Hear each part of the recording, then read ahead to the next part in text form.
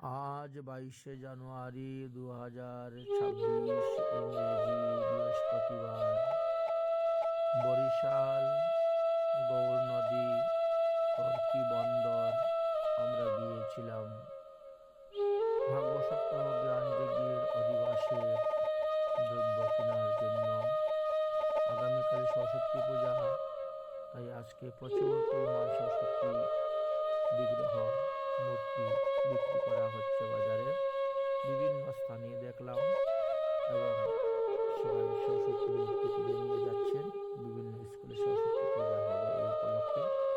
আমরাও ভাগ্য সপ্তাহ জ্ঞান যজ্ঞের অধিবাসের দ্রব্য, ঘটস্থাপনের দ্রব্য থেকে আরম্ভ করে সব কিছুই আমরা নিয়ে আসলাম কিনে, এবং আসার পরে আমরা ঘট রং করতে বসলাম এবং একে একে প্রায় 9টা ঘট রং করা হয়েছে।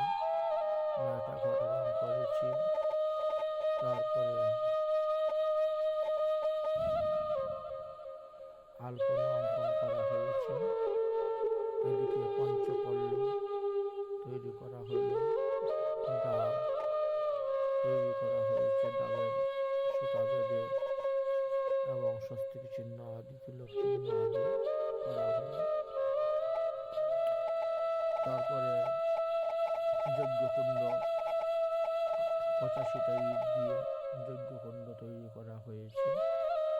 যেহেতু আগামীকাল সরস্বতী পূজা উপলক্ষে হোম যজ্ঞ হবে, তার সঙ্গে আবার নিতাই গৌর বিগ্রহ নতুন আনা হয়েছে।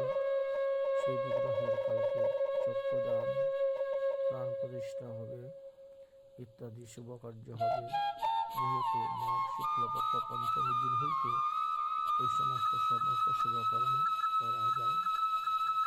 এই কলসটা আজকে নতুন কিনে আনা হয়েছে। এই পিতলের কলসটা বাংলাদেশে 1800 টাকা কিলো হিসাবে বিক্রি হয়, সেইভাবে আনা হয়েছে ব্রহ্মঘটের জন্য।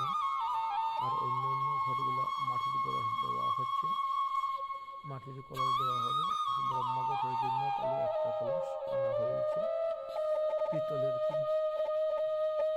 আর নিতাই গৌর বিগ্রহ আনা হয়েছে। কালকে আপনারা দেখতে পাবেন সেই নিতাই গৌর বিগ্রহ। এখানে অনেক দাম, 2700 টাকা কেজি হিসাবে বিক্রি হচ্ছে। নিতাই গৌর বিগ্রহ আনা হয়েছে।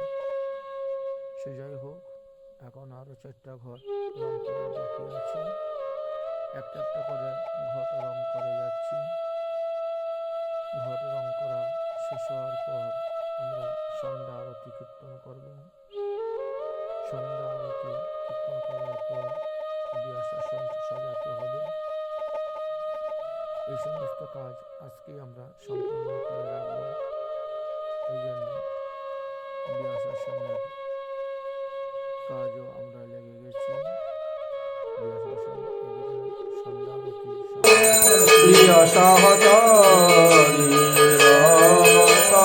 সিংহাসনে বৈচল ভরত নগরিত মনে মানিক মতি ধর্মলয় বরতি অঙ্গে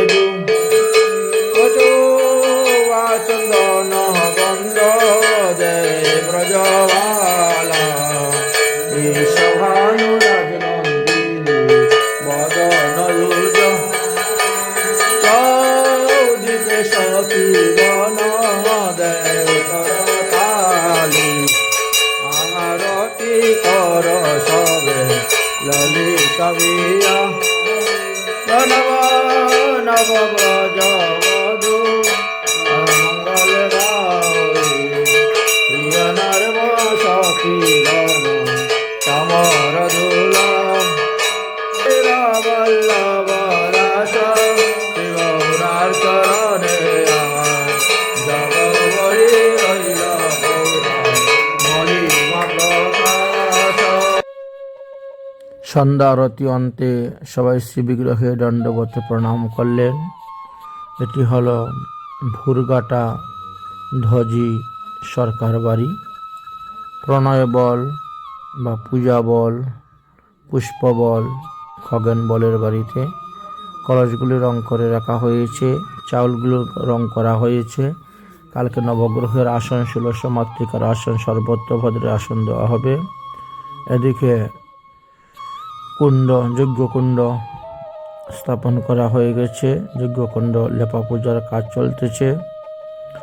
আর এদিকে ব্যাসাসনের গদ্দির কাজও আমরা আরম্ভ করে দিয়েছি, ডেকোরেশন প্রায় সমাপ্ত।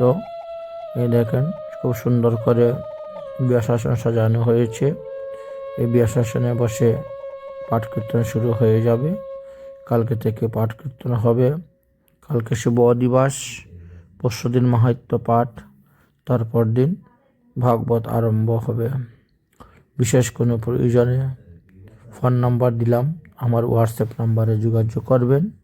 রাধে রাধে, সবাই ভালো থাকেন।